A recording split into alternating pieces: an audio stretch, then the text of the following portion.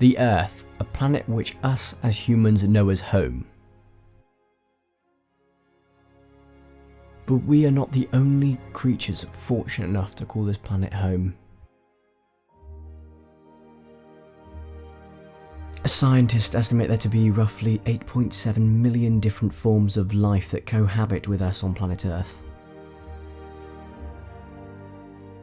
But what makes life on Earth truly remarkable is that we estimate to have only found and documented 14% of life found on land and 9% of all marine life. And with life being discovered in far harsher environments than what scientists previously thought possible, it creates many different questions. One such question that we look to address in this series is how life has changed through the ages. Imagine being able to travel through time. Imagine all of the changes that you would be able to witness on planet Earth, be it to its geography, environment, land and sea, and the flora and fauna you would encounter throughout the ages of time.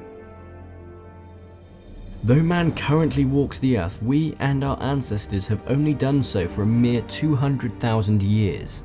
If we were to condense the entirety of Earth's history onto a 24-hour clock, humans would not show up until the last minute in 17 seconds. We, the human race, are but a mere footnote of the Earth's journey so far. So we bring ourselves back to that question: how has life changed throughout time and its ages? And to be able to answer that question, we must go back. We must go back approximately 75 million years, far, far before the time of man and the time of the dinosaurs.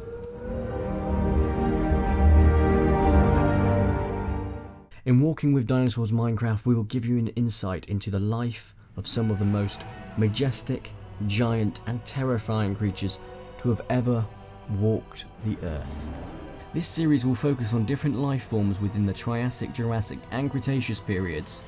We shall do our best to remain as accurate as possible with all of the information provided. Although these three periods of time were very, very dissimilar, there was something they shared. Both land, air and sea were ruled by large reptiles, including the dinosaurs. The oceans belonged to many different forms of life during these periods, including giant marine reptiles such as the mosasaurs.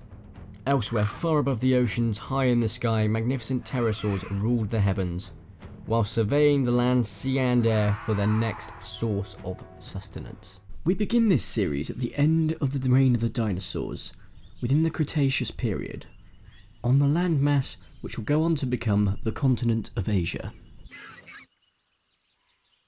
The Gallimimus, a member of the ornithomimid family, surveys its surrounding. This omnivorous theropod is looking to ensure it can enjoy its meal of the luscious shrubbery without being made into a meal itself. Being an omnivore, it has no issue feeding on greenery or insects or even smaller reptiles. Gallimimus were anything from 4 to 6 meters long and up to 1.9 meters tall at the hips, and because of that, it makes it one of the larger ornithomimosaurs to have ever walked the Earth. It was an incredibly agile dinosaur with a thin, flat and toothless horny beak. Its mouth holds a collection of organic sieves made from comb-like plates used to sift through mud or dirt for its food. The lower half of this beak was shaped like a shovel to help it with its food. This would work in conjunction with the aforementioned combs in its mouth, which it would use to efficiently sieve out any impurities.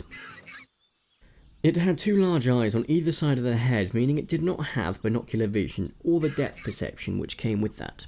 This perception would have greatly assisted in spotting the predators slowly encroaching on her position. A small pack of Velociraptors have picked up the scent of this unfortunate sole ornithomimid. Although dwarfed by their prey twice over, these raptors were far more cunning, dangerous and numerous. The raptors have perfected their sneak attack. They slowly approach their unsuspecting prey, edging closer and closer until they are in range to strike. The alpha male of the pack stands to the front of the Gallimimus before letting out a squawk. This prompts the now aware Gallimimus to retreat backwards. However, 3 hungry mouths await her. The three attackers make quick work of her, slicing and dicing at different parts of her anatomy to ensure a quicker bleed out.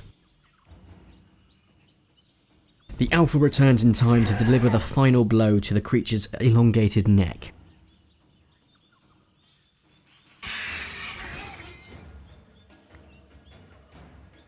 Although there is plenty to go around, the alpha and beta eat first.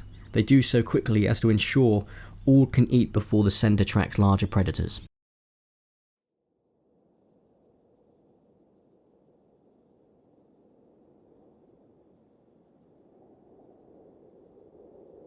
The dry season has come, and with it comes many problems for our raptors.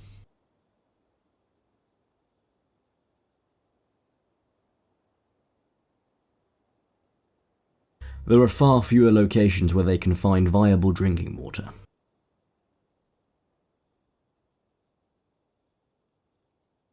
It also means the majority of their prey will be in larger herds and packs.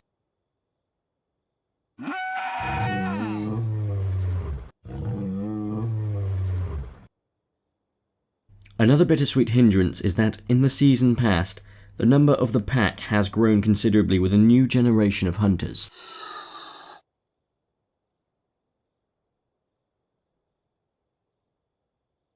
Unfortunately, this climate and environment is indiscriminate and thus dangerous to young and mature alike.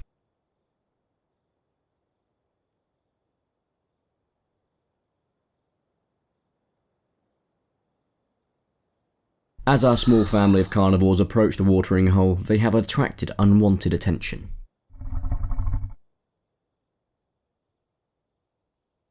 This attention comes in the form of one of the most iconic dinosaurs of all time, the Tyrannosaurus Rex. The Tyrannosaurus was more than capable of hunting these keen predators he would be calling his prey, and so he followed them until an apt chance to strike would make itself available. The pack of raptors decide to rest at a clearing within the woods to allow them a chance to recuperate. Whilst the others rest, two of the raptors appear to be restless and decide to see if there is anything nearby that they could hunt for a quick snack. Back at the clearing, the alpha and beta watch over their young. Although they will grow up to be formidable hunters someday, they are currently no bigger than a football and are vulnerable to all forms of attack.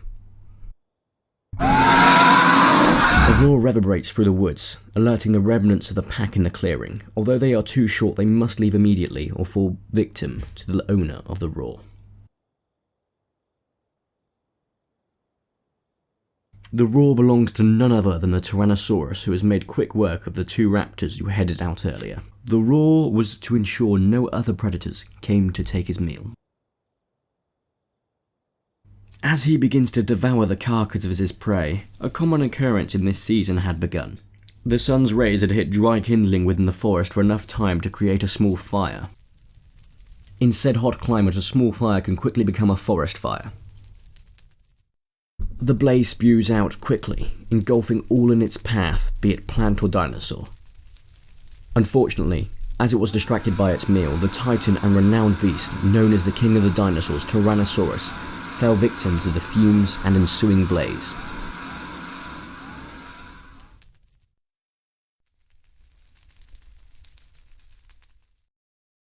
The circle of life is cruel and often unpredictable in the time of the dinosaurs, with many perils and dangers.